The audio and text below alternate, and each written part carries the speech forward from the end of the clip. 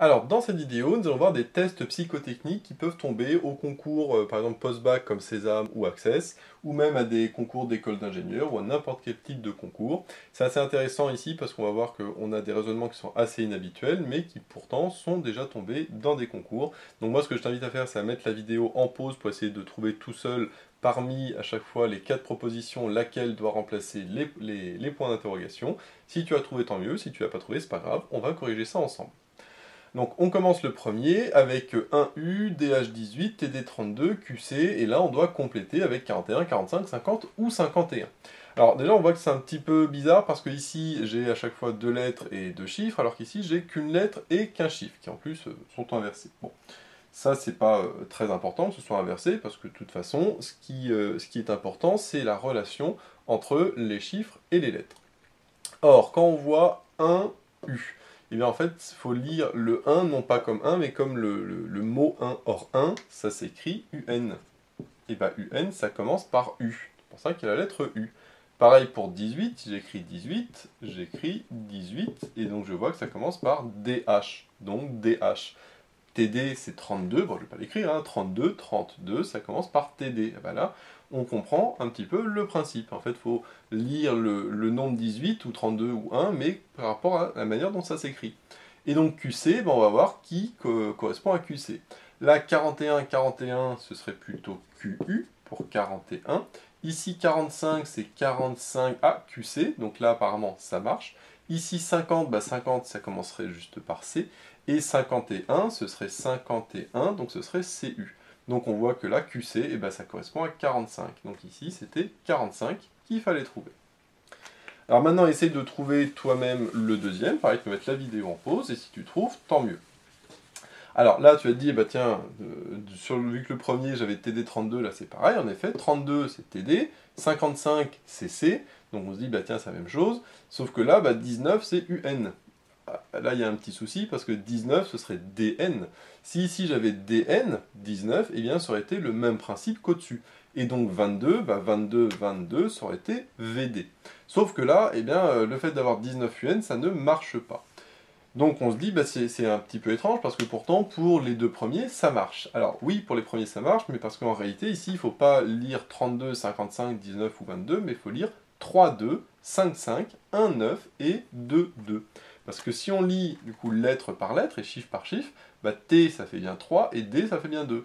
5, c'est C, et 5, c'est C. 1, c'est U, et là, c'est là qu'on voit que c'était la différence, puisqu'il y avait, c'est qu'avant, on avait un U, donc là, ça donnait un petit peu l'indice. Donc 1 c'est U et 9 c'est N. Donc ça marche. Et donc 2 c'est D et 2 c'est D. Donc normalement c'est DD. Et là ça tombe bien parce qu'ici on a DD. Donc c'était ça ici le petit piège. Tout se joue sur cette lettre là. Si c'était un D ça aurait été 19, donc ça aurait été comme au-dessus. Mais vu que c'est un U, en fait ici c'est chiffre par chiffre. Et donc à ce moment-là c'est DD et non pas VD. Alors le dernier qui est, à mon sens, le plus dur, c'est à chaque fois deux lettres et puis entre parenthèses une autre lettre. Donc TE, on dit que c'est L, IX c'est X, NQ c'est V et NT c'est CH, N ou M. Alors là, c'est pas du tout évident. Si vous arrivez à le trouver, pareil, vous êtes assez fort, donc ça c'est très très bien.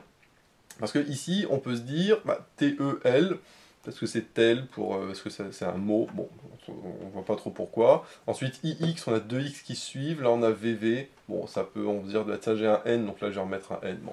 Là, celui-là est comme assez dur, c'est que la petite chose qu'il faut remarquer, c'est que ce qui est entre parenthèses, c'est quoi? C'est LXV, or LXV, il faut pas le lire comme LXV, mais comme 50, 10 et 5, parce que ce sont des chiffres romains.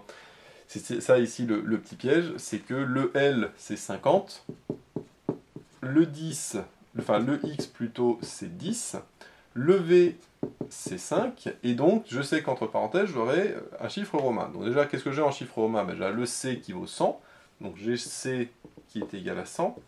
Le H et le N, ça correspond à rien du tout en chiffre romain, et le M qui correspond à 1000. Donc déjà je vois que j'ai soit le C, soit le M.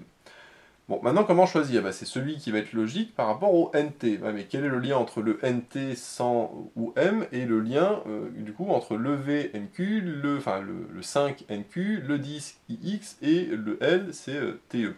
Eh bien, encore une fois, ce qu'il faut regarder, c'est la fin de chaque mot. Parce que le L, 50, il faut bien voir que 50, ça s'écrit comme ça. Et là, on voit, ah bah tiens, ça se termine par TE, comme ce qui est marqué ici. Pareil pour 10, 10, ça s'écrit comme ça, et je vois que ça se termine par IX. Et bien IX, c'est exactement ce qu'il y a là. Pareil pour 5, ça s'écrit CINQ, ça se termine par 5.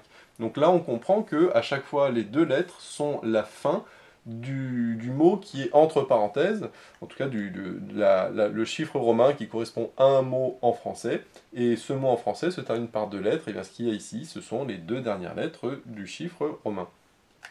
Donc du coup, 100, ça s'écrit comment 100 bah, ça s'écrit CENT, bah là ça tombe bien, parce que c'est NT, donc a priori c'est C, et donc M c'est pas bon, parce que 1000 ça se termine par LE, et donc eh ben, ce n'est pas le M. Donc ici, c'était le C qui était le bon. Alors là, c'est beaucoup plus compliqué, hein, parce que déjà, il fallait voir que L, X, V, bah, c'était pas les XV, mais il fallait les comprendre en termes de chiffres romains. Et ensuite, une fois qu'on a compris que c'est les chiffres romains, il fallait voir bah, quel est le lien entre le TE, le IX et le NQ par rapport à 50, 10 et 5. Eh bien, c'était justement les dernières lettres. C'est pour ça que ici, la difficulté, c'était les dernières lettres. Si on avait mis les premières lettres, c'était beaucoup plus simple. Hein. Si j'avais mis ici, par exemple, CI, ici DI et ici CI, bah, directement, on voyait, bah, tiens, 50, ça commence par CI, donc ça c'est beaucoup plus facile. 10, bah, c'est DIX, on voit bien ici un DIX, en plus, si on avait mis DI, on aurait vu directement DIX, et donc on aurait pensé à DIX, et CI5, bah, on aurait pensé tout de suite à ça. Et donc CE, on dit tiens, CE c'est le début de 100, et donc ça aurait été beaucoup plus simple. Donc là, si j'avais ça, ça aurait été beaucoup plus, trop simple même peut-être, et donc c'est pour ça que le fait d'avoir mis la fin, là par contre, complique énormément le résultat.